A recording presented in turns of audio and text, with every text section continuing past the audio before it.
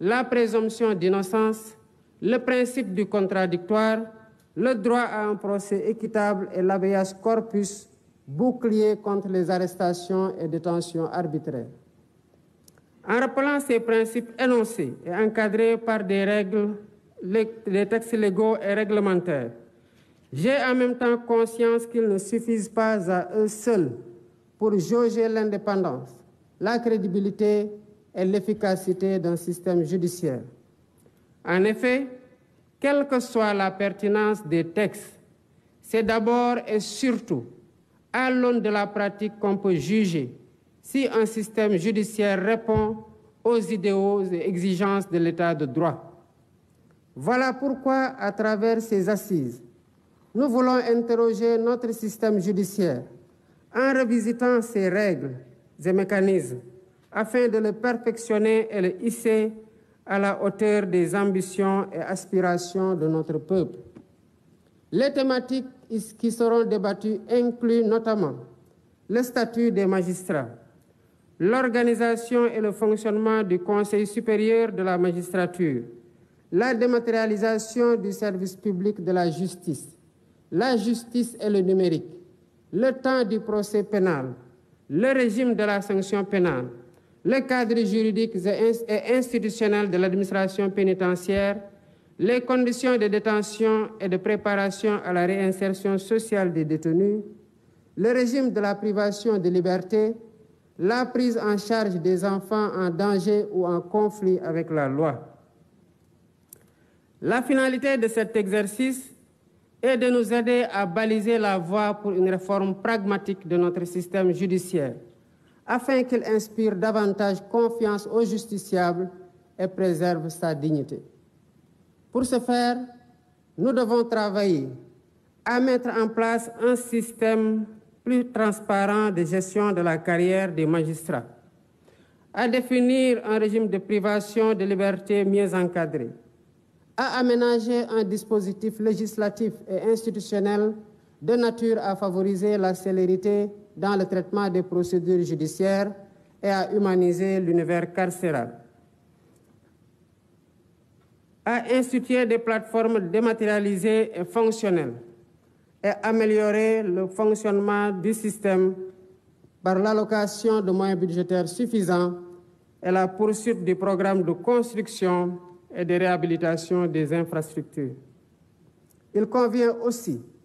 de rappeler que pour bâtir l'état de droit que nous voulons, la réforme et la modernisation du système judiciaire ne doivent pas seulement se limiter au volet pénal, qui, il est vrai, polarise plus notre attention collective. Nous ne devons pas oublier les affaires civiles, dont la matière commerciale constitue une composante majeure, le droit du travail et le contentieux administratif, autant de domaines dont la prise en charge conditionne le fonctionnement de la justice. En portant nos réflexions sur tous les sujets à l'ordre du jour, je souhaite que nos échanges s'inscrivent dans une démarche pragmatique et répondent à la finalité de l'exercice. Mais ce faisant, gardons-nous de vouloir bâtir une république des juges qui remettrait en cause le principe cardinal de la démocratie, à savoir le gouvernement du peuple, par et pour le peuple, en vertu duquel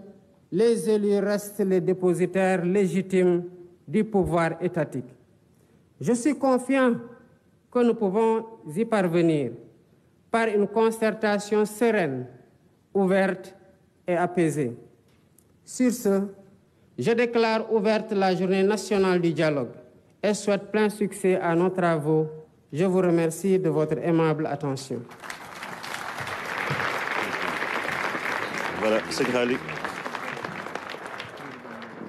président xaal nu yoon bi. waaw defe naa ne ni ñu. Excellence, Monsieur le Président de la République, nous invitons l'assistance à rester sur place le temps de permettre Son Excellence, Monsieur le Président de la République, de se retirer. Ibrahima li doon itti ji rek mooy dellu si ci wolof li nga xam ne moom la président wax. ndax nee na lii lu mu doon xaar la itteem la woon bëgg-bëggam la woon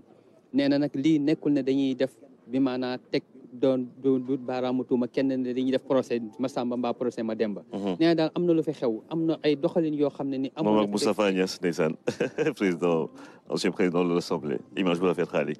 nee na moom njiitu réew mi am na loo xam ne doon nañ ko fi gis te ndéem dañoo bëgg nag mbir mi am soo jox jéego yoo xam ne da koy jox muy dem ca kanam fokk itam ñu bàyyi xel sukkandiku ci loolu nga xam ne nii moom moo fi xewoon la fi xewoon nag nee na du am solo mbaa du doon itte ngir ñuy ñëw naan diw moo defoon li Massamba moo defoon li Maama moo defoon laa ndax ku nekk xam nga la nga def ku nekk itam boo wéetee ak seen gànnaay itam li nga xam ne nii moom moo fi nekk waaye li am solo daal mooy lii doon na loo xam ne ni dafa indi baatu diisoo ndax nee na diisoo ak waxtaan ak sottante xalaat boo ko keppaar nee na ci la am réew di doxee ci la ñuy tabax am réew. suñu cosaan la. nee na loolu suñu cosaan la. nee na waxtaan yi nga xam ne nii nag moom moo doon waxtaan yi dafa bokk ci loo xam ne nii bu ñuy wax wàllu yoon ak dafa doon ay kenn yoo xam ne ni moom mooy doxal ak nguur nee na nag waxtaan boobu ak diisoo boobu même nimmiku nañ ko ci plateforme bi nga xam ne moo doon plateforme jubbanti boobu nga xam ne mboolem ay tawat ay ñaxtu ak ay loo xam ne ay lëj-lëj la ak ay rëq-rëq yoo xam ne nit ñi gis nañ ko mu doon ay junniy tawat ak jooytu yoo xam ne nii itam nit ñi indi nañ ko foofee doon loo xam ne itam ay suñu mbokk yi nekk présidence ñoom ñoo ko def